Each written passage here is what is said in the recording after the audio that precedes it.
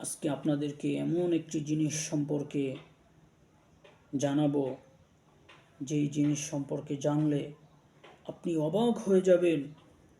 কেননা সেই জিনিসটি না জানার কারণে আপনার, আমার, আরও অনেকের কত নেক আমল, রোজা, নামাজ, হজ, জাকাত কোনো কিছুই আল্লাহ তাআলার দরবারে কবুল হচ্ছে না। সেই একটা জিনিস না জানার কারণে আমরা অনেকেই সেই জিনিসটি জানি না, আর সেই জিনিসটি হলো হারাম খাবার। প্রিয় বন্ধুরা, কেউ যদি হারাম খাবার খায় তাহলে তার দোয়া, তার নামাজ, তার রোজা, তার হজ, তার সাদাকা কোনো কিছুই আল্লাহ তাআলার দরবারে কবুল হয় না। হারাম খেলে কখনোই দোয়া কবুল হয় না।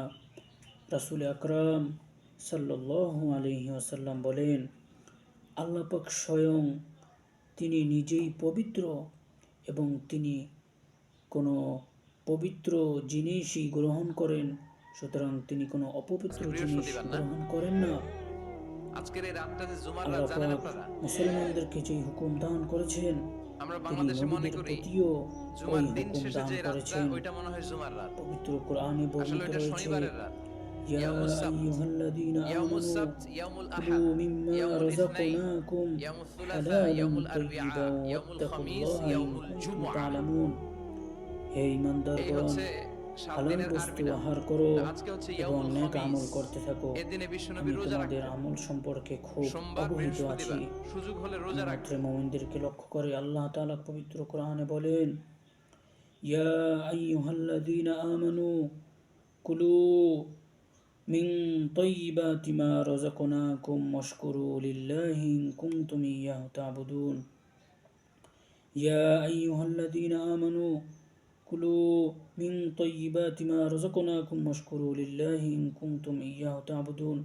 হে ঈমানদারগণ, আমার প্রদত্ত রিজিক, পবিত্র রিজিক সমূহ তোমরা ভক্ষণ করো। অতঃপর হুজুর সাল্লাল্লাহু আলাইহি ওয়াসাল্লাম এক ব্যক্তির নাম উল্লেখ করে বললেন যে সে লম্বা লম্বা সফর করে, তার মাথার চুল এলোমেলো, কাপড় ধুলো মিশ্রিত, অর্থাৎ পেরেশানি অবস্থা। সেই ব্যক্তি দুই হাত আকাশের দিকে তুলে বলে, হে আল্লাহ, আমাকে ক্ষমা করো, আমার রিজিক বৃদ্ধি করো। তার খাওয়া, অথচ তার পরনের পোশাক, তার খাওয়া, তার পান করা, তার পরিচ্ছদ সব কিছুই হারাম উপার্জনের। এমন তো অবস্থায় আল্লাহ তাআলা বলে, আমি তোমার দোয়া কিভাবে কবুল করব?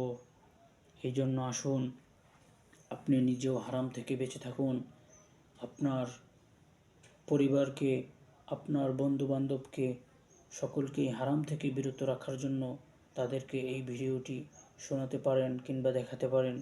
প্রিয় বন্ধুরা, সকলে ভালো থাকবেন। আসসালামু আলাইকুম ওয়া রাহমাতুল্লাহি ওয়া বারাকাতুহু।